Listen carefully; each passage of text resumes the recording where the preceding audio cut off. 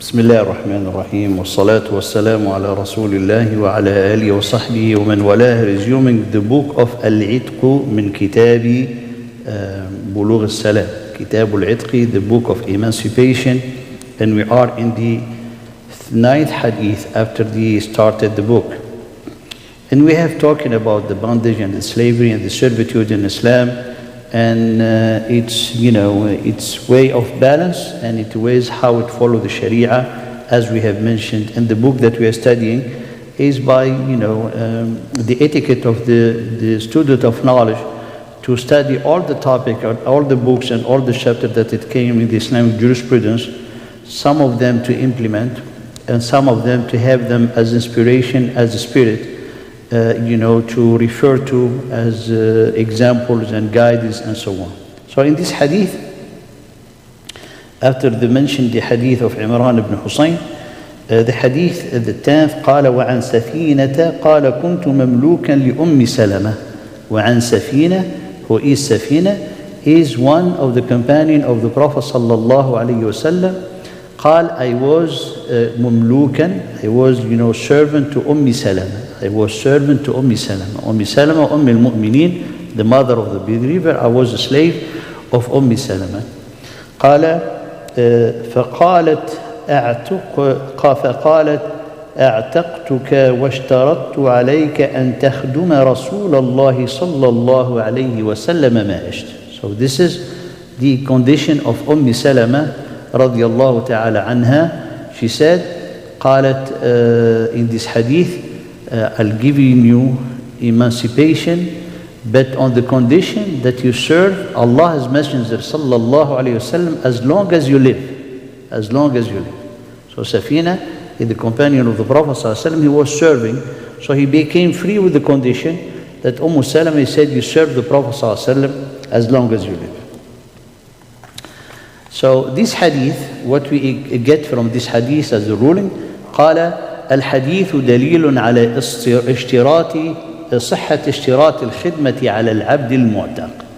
So the hadith gives us the authenticity and the soundness and the permission to make a condition with someone is given the freedom of a servant in this case. وأنه يصح تعليق العتق بشرط فيقع بوقوع الشرط. So it is then permissible to make the emancipation based on a condition, as long, for this condition to be fulfilled, then the person, the contract or the promise of the itaq will be then fulfilled. ووجه دلالته أنه علم أن النبي صلى الله عليه وسلم قرر ذلك إذ الخدمة له. أقر ذلك. So the evidence comes from the Prophet صلى الله عليه وسلم that he knew about it and he's going to serve the Prophet صلى الله عليه وسلم. Therefore, when the Prophet accepted, then it comes with the ruling itself. The ruling, because Salama, if she had done something wrong, the Prophet صلى الله عليه وسلم will have stopped her and said, no, you should give him all his emancipation without condition. But then she put this condition, the Prophet صلى الله عليه وسلم, he had acknowledged it and أقره, confirmed by accepting Safina to be serving him. وروي عن عمر أنه أعتق رقيق الإمارة وشرط عليهم أن يخدموا الخليفة بعده 3 سنين. The same for Umar, he gave also the freedom for some, and he said to serve the Khalifa after him for 3 years. The next hadith, وعن عائشة رضي الله تعالى عنها أن رسول الله صلى الله عليه وسلم قال إنما الولاء لمن أعتق. إنما الولاء, the al-wala' is legally for the one who do the emancipation, pay for the emancipation. So this is hadith of the Prophet صلى الله عليه وسلم. What is al-wala'? What is al-wala'? In the next hadith is mentioned قال النبي صلى الله عليه وسلم in hadith ibn Umar, and this is, if you remember, we have already studied in the book of Al-Buyu', in the contract, in transaction, hadith of Barira. Hadith of Barira radiallahu ta'ala anha, when Aisha radiallahu ta'ala anha, she paid for her freedom. So the family who had Barira, they said, we'll give we'll give her away, not like for free. So Aisha paid for her freedom. But the wala will remain for us. So she said, it's okay.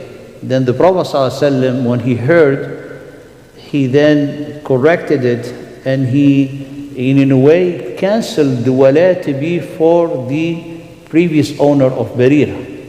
He said, no, the wala will only go for those who did the emancipation.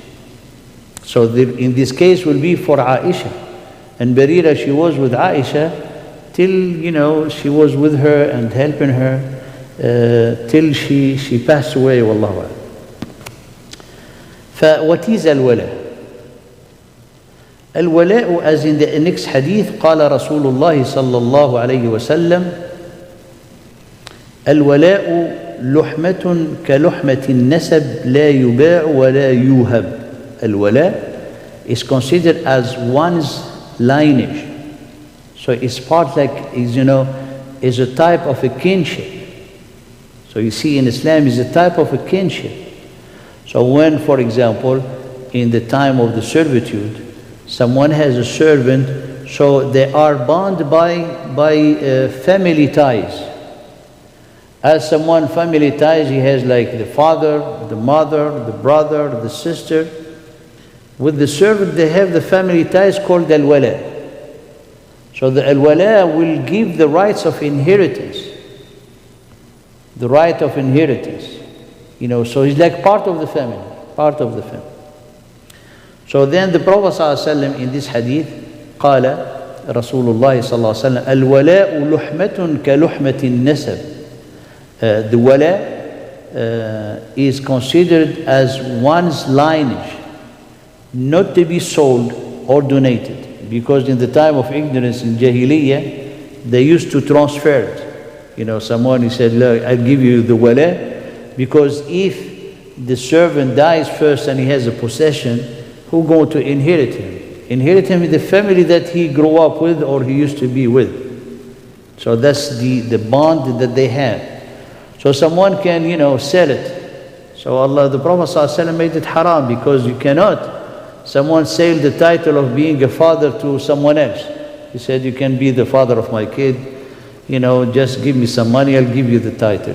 That does not work. So the Prophet ﷺ has void and cancelled the transfer as al-wala, because it's a part of nasab. It's like a family tie. It's like a kinship. قال الولاء لحمة كلحمة النسب لا يباع ولا يوهب.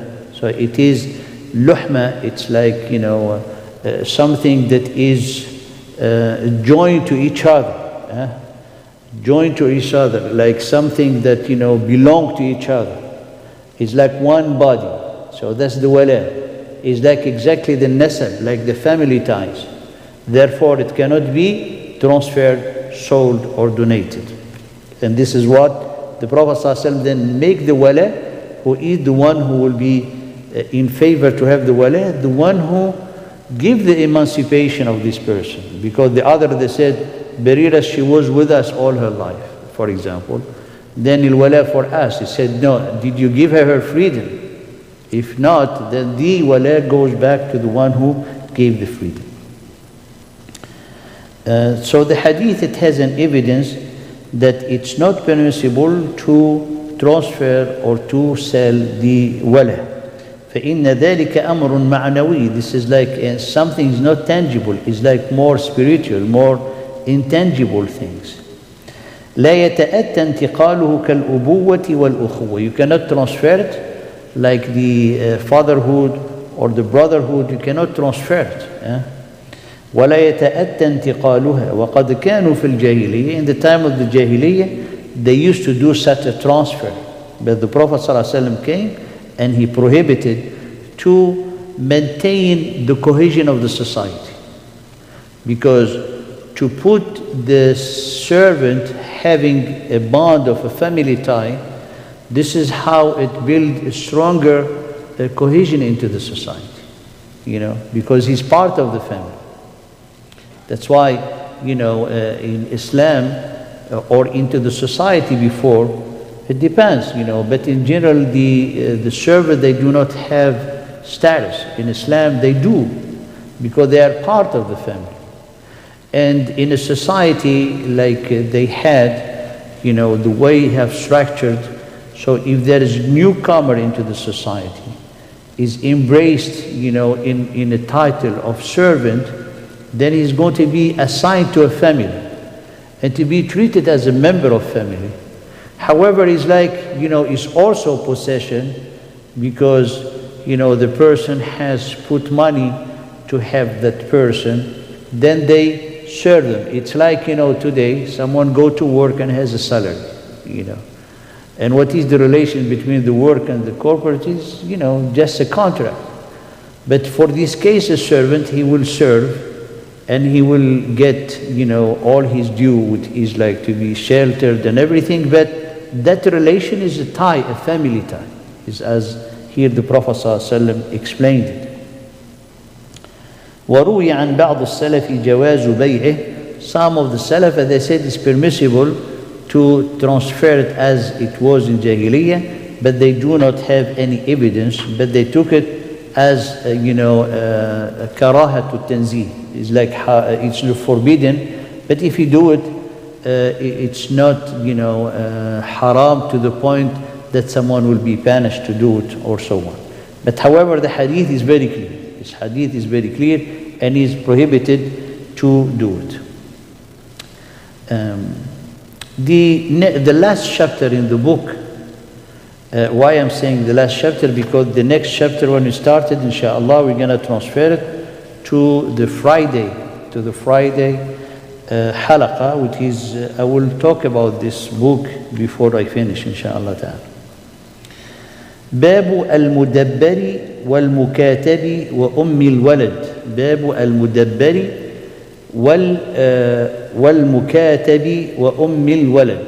So this is a specific chapter related to the emancipation, issues related to al-mudabbar. Al-mudabbar is the one that he's freed, their freedom enter in effect when the person who owned them pass away. That's the mudabbar. You say a person, so اسم مفعول وهو الرقيق الذي علق عتقه. So it's emancipation of the person is pending by the death of the owner. So in this case, the owner wants someone to help him, serve them, and then when they die, they want to have it as a sadaqah, as something to get closer to Allah with, because the freeing a person is one of the greatest deeds, as we have mentioned earlier in this chapter. Freeing a person, make a person to be, have every limb of his body will be freed from hellfire. And that's a way how, Islam dried out the channel or the neutralized fully the servitude into the society. قال والمكاتب اسم مفعول وهو الرقيق الذي وقعت عليه الكتاب. المكاتب is the one who make a writing with the owner to pay off his own freedom, and he will be helped by people, helped by the owner. قال والذين يبتغون الكتاب مما ملكت أيمانكم فكاتبوهم. Allah subhanahu wa ta'ala mentioned this contract in Surah An-Nur. قال وآتوهم من مال الله, and provide them from what Allah subhanahu wa ta'ala has provided you. So help them to get their freedom. And one of the things is قال إن علمتم فيهم خيرا. This is very an incentive for those people at that time, because someone you say come, for example, someone comes said I want my freedom. Let's write a contract, to get out myself, my servitude. So the person, he's obligated to do it if this person is good, because the people around, they witness that this servant is good, he's a righteous person, and he's an asset for the society. So he's obligated. That's why Allah subhanahu wa ta'ala قال إن علمتم فيهم خير. If you know they are good. Because the people who corrupt and gonna spread corruption said it's better to be contained into this family and not have his mischief to be spread around the society. So righteousness is also means for people to have their own freedom and their own free will. قال والمكاتب وهو الرقيق الذي وقعت عليه الكتابة وحقيقة الكتابة تعليق عتق المملوك على أدائه. So the freedom will be pending till the person will pay off all the term of the contract. إن العبد لا يملك وأم الولد, the mother or أم الولد, the mother of the child, which in this case if the master will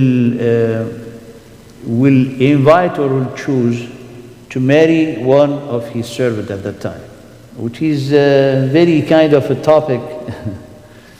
But we need to understand that if someone has Malakat Yameen at that time, has Malakat Yameen, so he has like servants, nothing have to do with the concubines that you know about, into certain society before. No, that's not right in Islam. If someone going to have, a relation, intimate relation, by the Sharia they call to fulfill what we call at-tasarri. At-tasarri is a type of marriage, but with the servant. They call it tasarri. So she will not be able to have her freedom, but she will be under, this person, but under a marriage contract, but not like the marriage contract of that it require mahr and everything for a person who's not in this status.